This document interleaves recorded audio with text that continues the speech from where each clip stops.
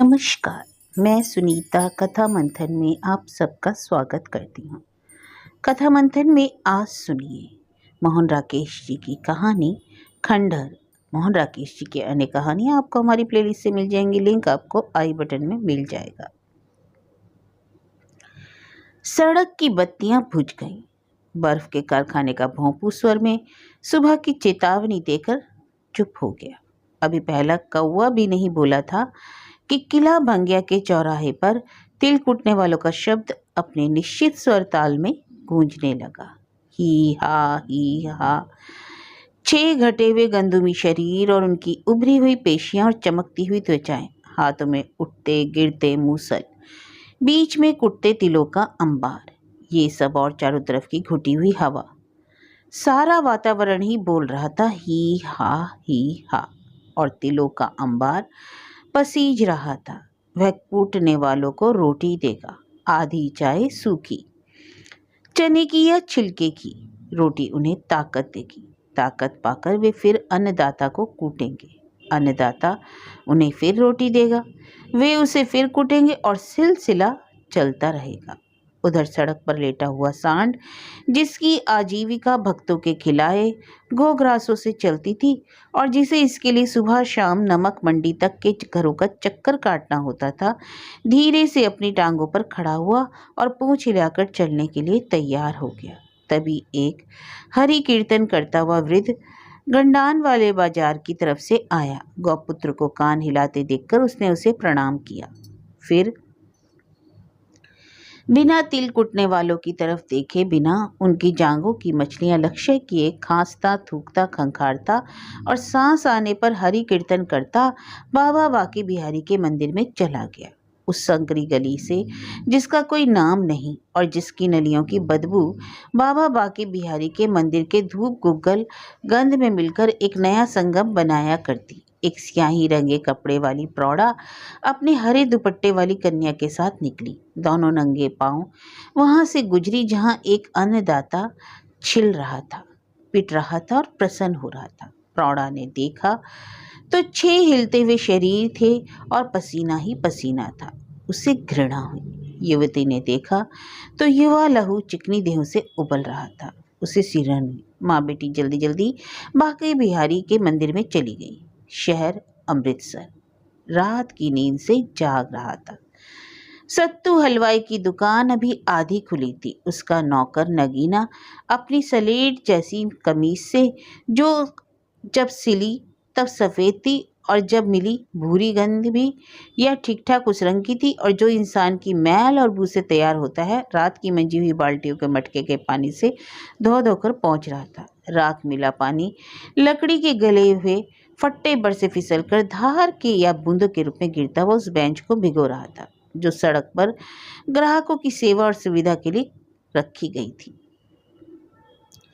हलवाई के सामने की दुकान का भोलू शाह 10 दिन की उसी सफ़ेद दाढ़ी के नीचे पिचके हुए झुर्रीदार गालों को फैलाकर घंटा भर चबाई दातून से अंदर गले तक की झाग निकालने की कोशिश में परेशान होकर जोर जोर से उपकार रहा था। ए में वह गले, छाती और आसन का जोड़ लगा रहा था। उसका बाप भी इसी तरह करता था। बाप का बाप भी इसी तरह करता था। अमृतसर वह शहर है जहाँ दातून करने की नहीं, थूकने खुजलाने की भी विशेष शैली है, और उस शैली का उस शहर जितना ही पुराना इतिहास है। पोलू शाह के मुंह से लार निकल रही थी और सड़क पर झाड़ू देते हुए भंगी की उड़ाई धूल उसके नासारंध्रों में जा रही थी। फिर भी भोलू शाह एक चित होकर जीभ और तालू का व्यायाम किए जा रहा था। उसकी कला के लिए थी। धूल भोलू शाह के वक्त खाए शरीर को ढककर आगे बढ़ी और भक्तों के उस समुदाय में पहुंच गई जो मंगला दर्शन के लिए बाबा बांके बिहारी के मंदिर की दहलीज के पास जमा हो रहा था।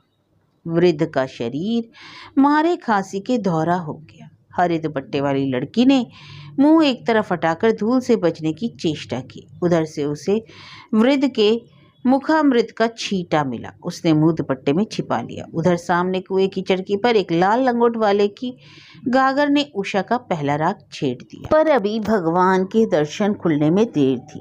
भगवान के पुजारी गोस्वामी नरसिंह दत्त ने छत की पिछली कोठरी में शरीर से कंबल उतारा ही था। अस्त व्यस्त अंगोछे को, जो सोने के समय उसका एकमात्र परिधान था, कसकर कमर से लपेटते हुए उसने मंगला का पहला मंत्र पढ़ा। चेतू, कहाँ मरा है?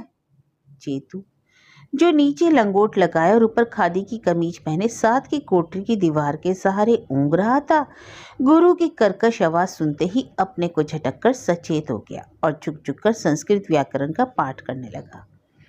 अरे इधर आ रे! फिर नरसिंह दत्त ने मंत्र पूरा किया। हुक्का भर जल्दी दे। 12 साल का चेतू तत्परता से उठ पड़ा। उसे मंदिर में रहते कई महीने हो चुके थे। वह पुजारी की गालियों से ही नहीं, उसकी मार से भी पूरी तरह परिचित था। गोस्वामी जब भी कोई धमकी देता, चेतू के दिमाग में एक भंवरसा घूमने लगता। उसके मन में आता था कि गोस्वामी की नाक को पकड़कर इतना खींचे कि गोस्वामी का गणेश बन जाए, मगर उसका साहस नहीं पड़ता था, क्योंकि गोस्वामी उसे रोटी देता था, कपड़ा देता था और सबसे बड़ी चीज विद्या देता था। रात को गोस्वामी उसे बड़ी रुचि के साथ अलंकार पढ़ाया करता था और हाथ से आकार बना बनाकर बतलाया करता था कि इतने इतने स्तनों वाली नारी को श्यामा कहते हैं और इतने इतने वाले को पद्मिनी कहते हैं। चेतू अभ्यास के तौर पर मंदिर में आने वाली युवतियों की तरफ देखा करता, उसमें से कौन सी श्यामा है और कौन सी पद्मिनी, फिर वह कॉपी पर उनकी तस्वीरें बनाया करता। चेतू, जिसका असली नाम चेतन राम था, मोगा तहसील के एक छोटे से गांव में रहने वाला था। कुछ महीने पहले तक वह सतलज के किनारे खड़ा होकर उस पार में आने वाले कबूतरों के झुंडों को देखा करता था। उसे गहरे पानी की हल्की लहरों पर बादलों की घनी छाएं बहुत अच्छी लगा करती थी, पर उसके चाचा ने एक दिन लघु सिद्धांत कौमुदी हाथ में देखकर उसे शास्त्री प्रीतम देव के पास पढ़ाई के लिए अमृतसर भेज दिया। यहाँ आकर उसने जो दुनिया देखी, उसमें कबूतर बिजली के तारों पर बैठे रहते थे और बादल कभी आ जाते तो पक्की छतों के ऊपर गरज बरसकर और काले छातों को भिगोकर चले जाते थे। हाँ, गांव में वह सिर्फ रात को ही हीर और माहिया के गीत सुना करता था, पर यहाँ दोपहर को भी जब लाला भोग लोग भल्ले, पकौड़ी और तले हुए बेसन के साथ रोटी खाकर विश्राम के लिए लेटते, तो चारों तरफ से रेडियो पर दर्द भरे फसाने सुनाई देते रहते थे। चेतू ने जब तक हुक्का भरकर गोस्वामी को दिया, तब तक शास्त्री प्रीतम देव की आंख भी खुल गई। शास्त्री प्रीतम देव का मंदिर में वही स्थान था जो घरों में उस पुराने बर्तन का होता है जिसमें कई साल तक पानी पिया जा चुका है और जिसकी सतह में अब जगह जगह सुराख हो गए हैं। उसने लगातार 12 साल तक मंदिर में रहकर ज्योतिष और मीमांसा का अध्ययन किया था और उसका यह सारा ज्ञान इस काम आता है कि दोनों समय ठाकुर जी के सामने शंख और घंटी बजाया करे। गोस्वामी हुक्का गुड़गुड़ाता और विष्णु सहस्त्र नाम का पाठ करता हुआ अपनी कोठरी से बाहर निकला। उसे आते देखकर शास्त्री प्रीतम देव भी धीरे धीरे गुनगुनाने लगे। जय हनुमान ज्ञान गुण सागर, जय कपीस तिहुँ लोक उजागर। गोस्वामी अपना पाठ अधूरा छोड़कर हुक्का जमीन पर रखता हुआ शास्त्री प्रीतम देव के पास आकर बैठ गया। उसके पास आ बैठने से शास्त्री की आवाज बंद हो गई, सिर्फ उसके होठों का हिलना जारी रहा। मिनट 2 मिनट चुप रहने के बाद गोस्वामी ने मुलायम आत्मीयता भरे स्वर में पूछ लिया, रात कितने बजे लौट कर आए थे? शास्त्री के होठ कुछ देर तक चुपचाप हिलते रहे। पाठ पूरा करने के बहाने थोड़ा अवकाश लेकर उसने हवा को माथा नवाया और गोस्वामी की घूरती निगाहों से आंखों से बिना आंख मिलाए उत्तर दिया, 9 बजे गुरुजी। शास्त्री प्रीतम देव गोस्वामी को गुरुजी कहा करता था, क्योंकि किताबी विद्या चाहे उसने गागरमल विद्यालय में पाई थी, पर असली विद्या उसे भी गोस्वामी से ही मिली थी। 10-11 बजे तक तो मैं ही जाग रहा था, गोस्वामी ने सहज स्वर में कहा, जिसका मतलब था कि जा, एकदम झूठ माफ किया, अब और झूठ बोलने की कोशिश मत करना, तो जरा देर हो गई होगी। अब भी शास्त्री ने गोस्वामी से आंखें मिलाने का साहस नहीं किया।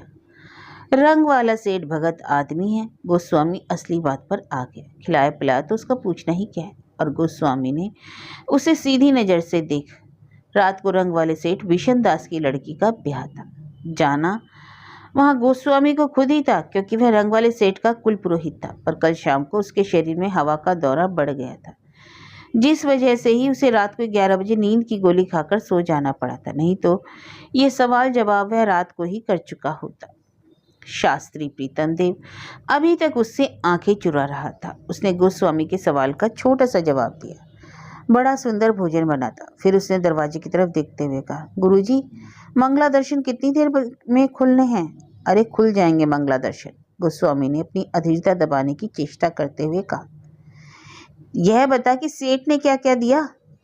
शास्त्री प्रीतम देव थोड़ा हिचकिचाया, मगर गोस्वामी की ब्रह्म तेज भरी आंखों ने उसे झूठ बोलने नहीं दिया। उसने होठों पर जमान फेर कर कहा, 21 रुपये। और शास्त्री ने शब्दों को जरा लंबा करते हुए कहा, एक कपड़ा। क्या कपड़ा? दो शाला। और कुछ नहीं? नहीं। देखूं कहाँ है? अभी दिखाऊं? तो क्या कोई मुहूर्त निकलवाना है? शास्त्री ना चाहता हुआ भी उठा और पिछले कोने में रखे घिसी पुराने संदूक की घिसी पुरानी ताली को उसने ठोक पीट कर खोला। संदूक के अंदर से अपना अंगूछा निकालकर उसने माथे का पसीना पोंछा। फिर संदूक के अंदर ही हाथों से कुछ कारसाजी करने लगा। जब गोस्वामी उसके सिर पर आ खड़ा हुआ, गोस्वामी के सिर पर आ जाने से वह दुशाले की तह में रखी धोती और धोती की तह में रखे रेशमी रुमाल को छिपा नहीं सका। साले, झूठ बोलता था। गोस्वामी ने शास्त्री की खोपड़ी पर धौल जमा कर कहा और कपड़े उससे लेकर बोला, ला रुपए भी निकाल। रुपए भी क्या मेरे नहीं है गुरुजी? शास्त्री का नपुंसक साहस पहली बार बोला। तेरे नहीं? तेरे? और वाक्य का अधूरा छोड़कर गोस्वामी आगे बोला, तू रंग वाले सेठों का जमाई है ना? वे भगवान के जीव है, सो भगवान के निमित्त दे देते हैं। तू साले रोज भगवान के घर में नारंगी केले खाता है, दूध दही भक्षण करता है, फिर भी तृष्णा नहीं मरती। यहाँ अब देने वाले रहे कितने? जो आता है मुफ्त में ही भगवान के दर्शन करके चला जाता है। ला निकाल, रुपए कहाँ हैं? शास्त्री प्रीतम देव ने संदूक में रखे अपने एकमात्र कोट की जेब में हाथ डालते हुए कहा, 2 रुपए तो मुझसे गुरुजी खर्च हो गए हैं। खर्च हो गए? कहाँ खर्च हो गए? शास्त्री ने जेब से 19 रुपए 2 आने निकालकर गोस्वामी की तरफ बढ़ा दिया और जमीन की तरफ देखते हुए बोला, सिनेमा चला गया था। सिनेमा चला गया था? गोस्वामी ने रुपए उससे लेते हुए कहा और उसकी खोपड़ी पर एक धौल जमा कर दोहरा, सिनेमा चला गया था? गोस्वामी अब अपनी कोठरी की ओर जाने के लिए मुड़ा तो शास्त्री ने पीछे से दीन स्वर में कहा, मेरे पास एक भी धोती नहीं है गुरुजी। यह जो पहने ये धोती नहीं है? गोस्वामी ने उसे कुत्ते की तरह दुत्कारा। यह तो बिल्कुल फट गई है गुरुजी। यह आज वाली नहीं तो वह पारो वाली धोती ही दे दीजिए।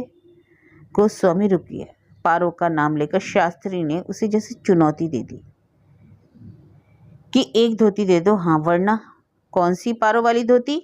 गोस्वामी ने फीकी पड़ती उग्रता के साथ पूछा।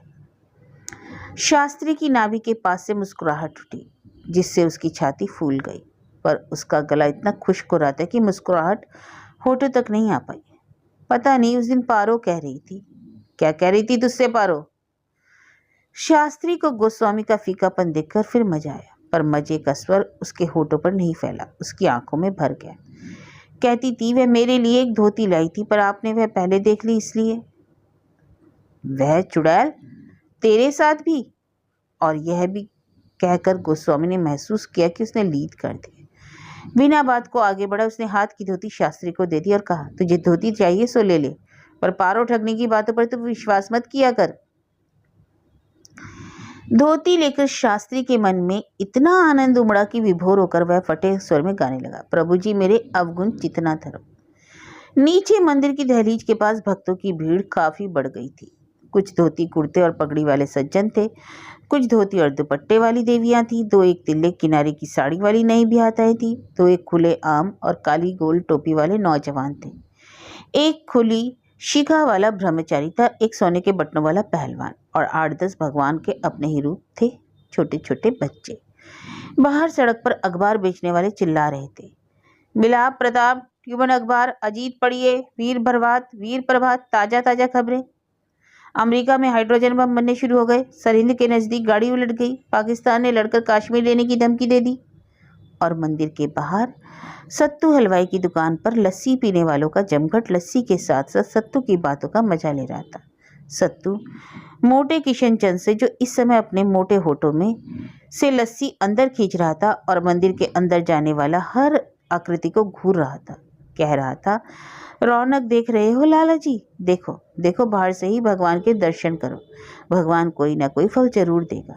बिशन दास को मुस्कुराते छोड़कर सत्तू ठिकने कद के मुनीम से बोला, लाला गुरुदत्ता, दूर क्यों खड़े हो उधर? आओ बादशाहो, आज बीवी ने कितने लस्सी पीने को कहा है, आधा सेर या 3 पाव की? और गुरादित मल को खीस निपोड़ते छोड़े वह मोटे मोहनलाल से बोला, क्यों मोहनलाल जी, मछलियां गिन रहे हो? भगवान के तालाब की कितनी हैं? तुम जाल फेंकोगे तो मगरमाछी ले जाएंगे। अरे यार, कुछ तो भगवान की शर्म करो, इधर लाओ, लस्सी पियो। सामने भोलू शाह किटकिट रेवड़ियां काट रहा था, उसके साथ का नत्थू पंसारी मिर्चे कूट रहा था। चौराहे की दुकान पर तिल कुटने वाले अब भी उसी तरह तिल कुट रहे थे। ही हा। नत्थू पंसारी मिर्चों की गंध से 2-1 बार चीखा। भोलू शाह ने चाकू से अपनी उंगली काट ली। लाला विशनदास लस्सी का गिलास आधा पीकर और आधा दुमिलाती बिल्ली के लिए छोड़कर जल्दी जल्दी मंदिर के अंदर चला गया, क्योंकि 2 सुंदर लड़कियां उस समय अंदर जा रही थी।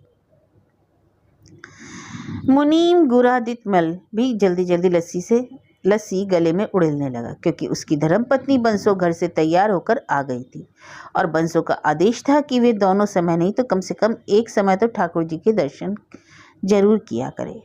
जब गुरादित्तामल अपनी धर्मपत्नी के साथ मंदिर के अंदर चला गया तो सत्तू और मोहनलाल एक दूसरे की आंखों से देखकर मुस्कुराए। भगवान बड़ा कारसाज है, सत्तू ने कहा। मोहनलाल ने पलके झपकाकर इसका अनुमोदन किया। मोहनलाल भी चलने को हुआ तो सत्तू ने स्वर दबाकर कहा, विलायती लट्ठा 10 थान मिला है, भेज दूं? मोहनलाल ने पलके झपकाकर स्वीकृति दी। भाव वही पिछला, सत्तू ने उसी तरह कहा। मोहनलाल ने उसी तरह पलके झपकाकर स्वीकृति दे दी। फिर वह भी किसी तरह अपने शरीर को धकेलता हुआ काले माथे के नीचे जड़ी लाल आंखें से नाक की सीध में देखता हुआ मंदिर के अंदर चला गया, क्योंकि पुजारी ने किवाड़ खोल दिए थे और ठाकुर जी के जागने की घंटी बजा दी थी।